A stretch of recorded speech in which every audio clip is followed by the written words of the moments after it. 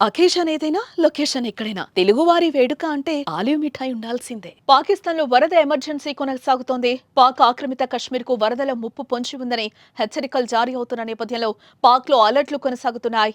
భారత్ వైపు నుంచి నీటి ప్రవాహం పెరిగిపోయిందని స్థానిక మీడియా సంస్థలు పేర్కొన్నాయి.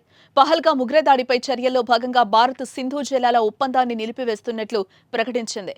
ఈ నేపథ్యంలో భారత్ హఠాత్తుగా దిగువకు నీరు విడుదల చేసిందని పాక్ వర్గాలు ఆరోపిస్తున్నాయి.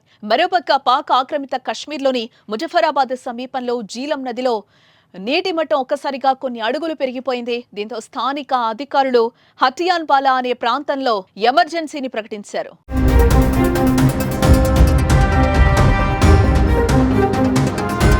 మరోపక్క ప్రజలను నదీ తీరంలోకి వెళ్లొద్దని హెచ్చరికలు జారీ చేశారు. ఈ నది అనంతనాగ్ జిల్లా మీదుగా ప్రవహించి చకోథీ ప్రాంతంలో పీఓకేలోకి చేరుతుంది.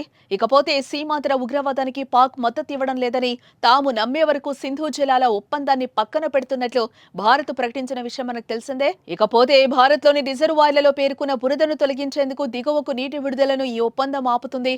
ఎందుకంటే ఇప్పుడు నీరు దిగువకు విడుదల చేస్తే మళ్లీ నీరు నింపేందుకు ఆగస్టు వరకు ఎదురు చూడాల్సిందే. తాజాగా ఒప్పందం సస్పెన్షన్తో ఎప్పుడంటే అప్పుడు దిగువకు విడుదల చేసి తాజా నీటిని నింపుకునే అవకాశం లభిస్తోంది.